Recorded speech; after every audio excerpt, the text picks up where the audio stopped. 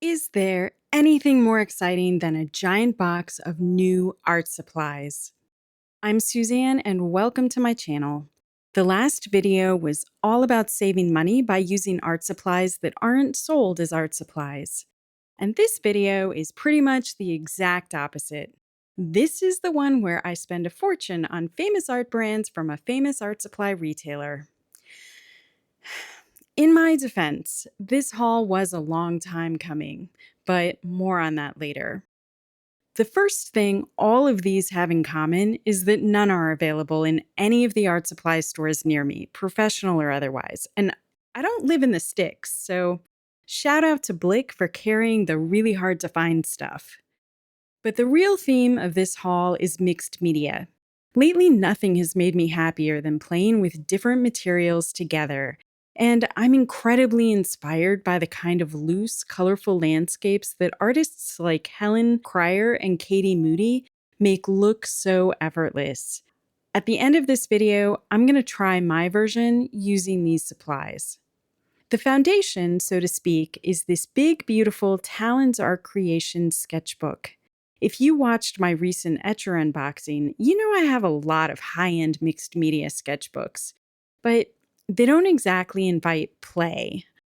I love that this one was about 20 bucks for 80 spreads. I love that it's pink. Not gonna lie, I love that it's pink. And I especially love that it's big, almost 9 by 12. I already have smaller art creation sketchbooks that I use just for drawing, and I enjoy the fine tooth paper a lot. At 140 GSM, it's heavier than basic drawing paper, but it's definitely not watercolor paper, so this will be new.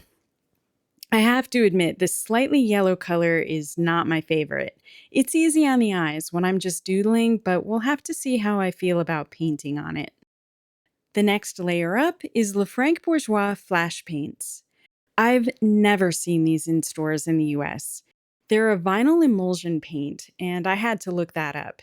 They were developed in the 1950s for theater and opera backdrops, huge pieces that required excellent coverage, high pigmentation, and a matte finish that wouldn't wash out under tungsten lights. They're used like acrylic paints, but dry matte with a slight tooth, ideal for layering. If that sounds like acrylic gouache, you're right, but ounce for ounce, flash paints are significantly less expensive, and they're much less expensive than good quality traditional gouache. Much. Which, for me, makes these much more inviting to play with, especially on big surfaces with big brushes. And that's my goal right now, to get loose. I know a lot of people buy these in big jars and paint directly from them, but I'm too OCD about contaminating my colors, so I'm very happy to have tubes.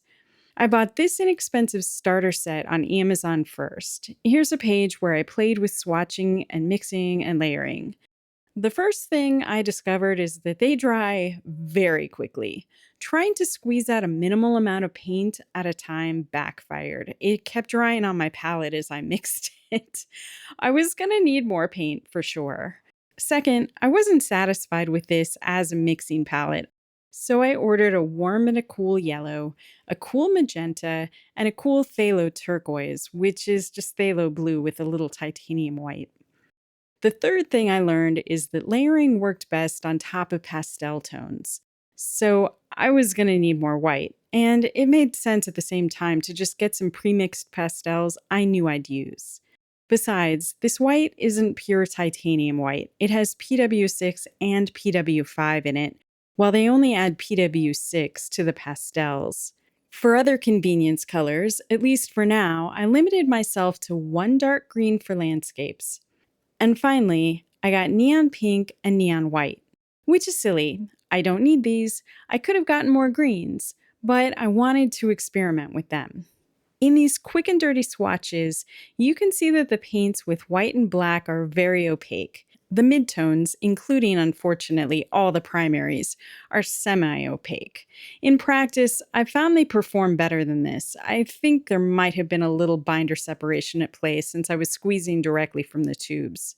The neons, though, not surprisingly, are semi-transparent. Next up are these two Caran d'Ache 50th anniversary Neocolor II sets, pastel and dark. I have to back up and tell you I've had a wild ride with Neocolor IIs. I first learned about them as a watercolor medium, and they were highly recommended by artists I admired. So I splurged on the set of 30, and they were just okay. Actually, that's being generous. They were sort of fun to use, but the paintings were so bad I actually painted over most of them. In retrospect, my problem was that I was treating them more as watercolor than pastels.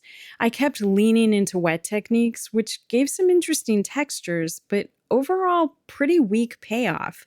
And using them dry, I was honestly failing for the dumbest reason.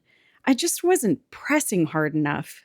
It sounds so silly when I say that out loud, but for at least 10 years, I had trained myself to have a light touch, whether holding a pencil to sketch, a brush marker to color, or a watercolor brush to paint. It was always a light touch that served. But eventually, I watched people using Neocolor IIs in different ways. And by the time this 50th anniversary Lush set came available, I was inspired to try again. This time, I focused on using them without water. When I finally let go and scribbled hard like a child, a light bulb went on. And when I started combining wet and dry techniques, I really started to cook. In this spread, I started with a light layer that I activated with water just to use as a background wash, and then built up progressively heavier dry layers, sometimes adding a little water to blend or lift, like these stars, but mostly just using the Neocolor IIs straight on top of each other like crayons. And finally, right here on these three little cypress trees, I got the Neocolor II hype. I went from feeling pretty meh about Neocolor IIs a few years ago to now needing them in every color. I actually printed out their full list, figured out which sets had what I was missing, and how to get the most bang for my buck. I still don't have all the colors, but these pastel and dark tones should fill out the essentials, and I do really like the special edition colors. This last thing is probably unnecessary, but well, here it is, a Neocolor II sharpener. Nuff said. While we're on the little accessories, I also got this brush case. It's expandable, so it'll keep my small collection of long oil brushes safe and dust-free while I'm not using them, which frankly is most of the time. I also stocked up on Holbein soft tape. I love this stuff. I use it all the time. It's easy to pick up the end, easy to tear. It creates a great seal, even when you re-stick it multiple times, even in heavy water applications, and it comes off cleanly. I've never had any problems with this tape. I learned about it from Sarah Cray of Let's Make Art, who tested many different tapes, and this was the one she found worked the best. Also, pro tip, if you leave tape in place for a long time and you're concerned about it coming up cleanly, just hit it with heat for a few seconds to soften up the glue and then try. But I've actually never needed to do that, and I've left this tape in place on unfinished work for ages. Literally years. And it's always come up clean. It is more expensive than, say, washi tape, but I think it's worth it. My experience with washi tape is that it's decorative for dry situations, but not reliable wet. I've had it peel up early, had color bleed under it, and with a million brands, it's just hard to know what quality you're getting. But also, and this is a me problem, I just don't like colors and patterns on my tape. It's so distracting. It messes with my value and color perception. I don't even like watching other people use pattern tapes for painting, especially when it's like Christmas themed tape on a spring landscape. Oh, but this is just me. You do you. Okay, next. Holbein Artists Colored Pencils. Set of 12 pastel tones. Now, you've already figured out I love Holbein products as a rule, but not as much as Holbein loves their products. Have you seen the prices on their colored pencils? The full set is $660, and that's the cardboard box version. If you want the fancy anniversary version in the wood box, it's $1,300. Your girl ain't got that kind of scratch. But I did think it was worth getting this little sampler to try out when it went on sale. I did this initial little scribble with them, and I wanted to hate them. But look at this. They're really creamy. This is 3 quick layers on Strathmore Bristol vellum. And especially once I got past the outer wax layer and warmed them up, they go on beautifully. I was scrubbing pretty aggressively too, and didn't break a tip or even wear them down much. No, the last thing I need is to fall in love with these. But at first blush, they have the creaminess of Prismacolor with the sturdiness of Polychromos. I'm gonna have to explore them some more. And that's not even the only set of colored pencils I bought in this haul. Luckily, the set of Derwent drawing pencils is much more affordable, at least on a per pencil basis, and this is the full range. For years, landscape artists have raved about the original set of 24, many preferring the coloring experience even to the vastly more expensive Caran d'Ache Luminance pencils. But Derwent's small, muted color range just wasn't attractive to me. Now that they've expanded to 72, when I found it on sale, it was a no-brainer. Now that's a lot of stuff, and I'll do deep dive reviews in future videos, but right now, it's time to try my hand at a colorful, loose, mixed media landscape. Let's play. So here's the landscape I'm painting. From where I live, it's a fair drive to quote-unquote real nature. And with fuel prices right now, this man-made suburban water feature will have to suffice. I'm just going to ignore the people taking prom photos. A few weeks ago, I posted a video where I limited myself to frustratingly small brushes. This time, I'm going in the opposite direction. Because the objective is to be loose, I'm forcing myself to use this 1-inch flat brush. I taped only the bottom border here just to use as a baseline for this scribbly sketch. The sketch itself isn't terribly useful considering that I'm covering it with opaque paint, but it was a good way to study the scene before I got started. This paint dries too quickly to figure out the composition as I go. The objective of this first layer is just to put down the major blocks of color, to make the most of the sketch, and also because I don't know how thickly I can paint on this paper, I'm painting mostly in a single layer. I've made a conscious decision not to worry about brush strokes, edges, blending, or texture, with the exception of the sky, one foreground plant, and the waterfalls. Incidentally, my daughter told me the other day she gets anxious watching my painting footage. Even though she's already seen my final paintings and knows how they turn out, she'd never really appreciated the ugly stage. She was like, "Geez, Mom, you really have to trust the process." And she ain't wrong, but I realized I've been doing this long enough that I don't even really notice the ugly stage anymore because I already see where I'm going with it. But it was a good reminder that you, dear watcher, cannot see where I'm going, so you're having to trust my process too, and I really appreciate that. Well, as I finish up the paint layer, I must say this Flashe paint is lovely to work with. In practice, mostly mixed and in a single layer, it's beautifully opaque, and the consistency is just really pleasurable both to mix and lay down. And because I've been more generous squeezing it out, I've not had any problem with it drying on the palette. I'm also enjoying this big dumb brush enormously. It's from a value pack of house brand brushes from Michaels. They're plenty good enough for this kind of work, and I can enjoy them without getting too anxious about their maintenance. It's never happened yet, but I like knowing if I accidentally leave it in water too long or let paint dry on it, I'm only out about $1. Okay, on to the pencils.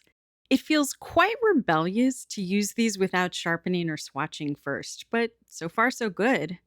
Again, I'll do a deep dive in some other video. Right now, I'm just enjoying the scribble. I'm using these mostly to define edges and suggest texture and highlights.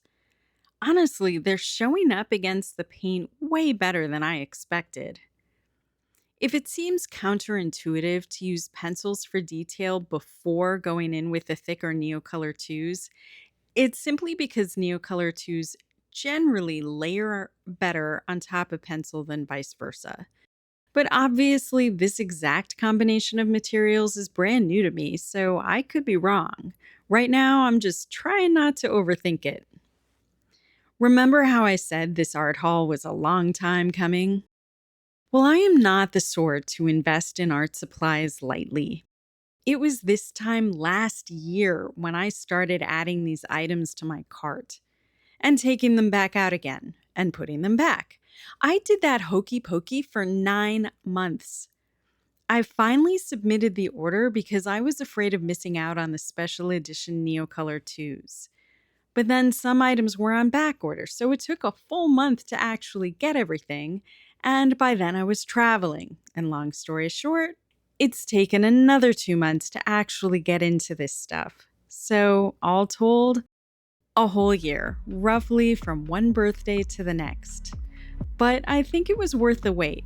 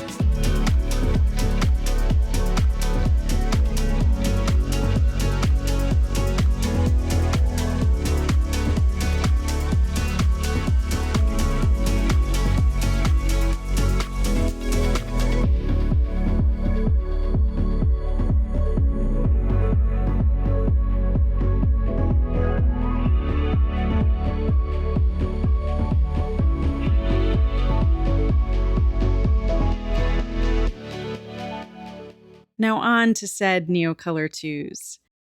They are going on so smoothly here, and the colors are working beautifully with the other materials. Too many art sets are too full of midtones without any real range of values. I think these new lights and darks will be incredibly useful. Unfortunately, these 50th anniversary sets are really hard to find now.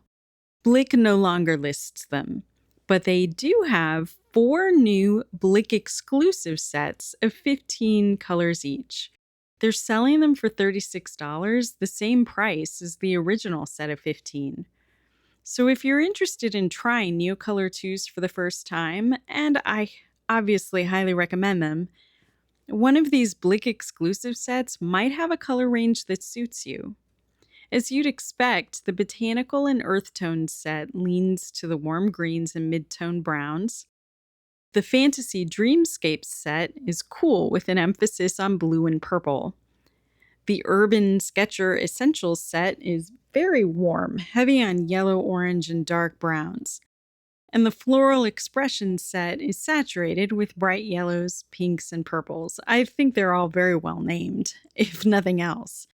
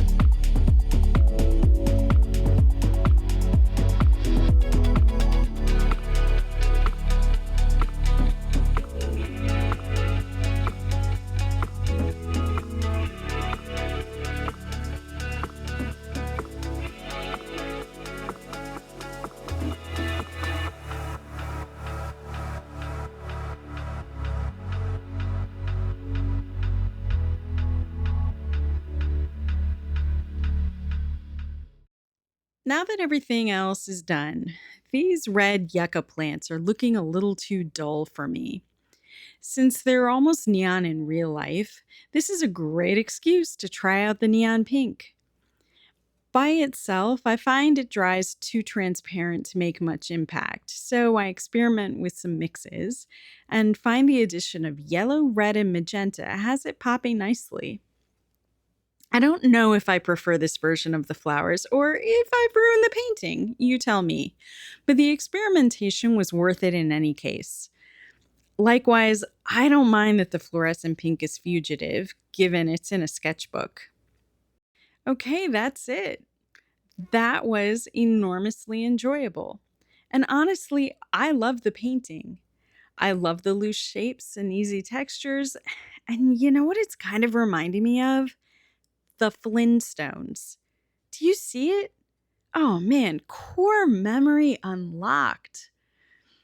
Well, thanks so much for sticking with me to the end. I hope you enjoyed this, and I'd love to hear your thoughts. As per usual, links to supplies are in the description. Like and subscribe for more content like this.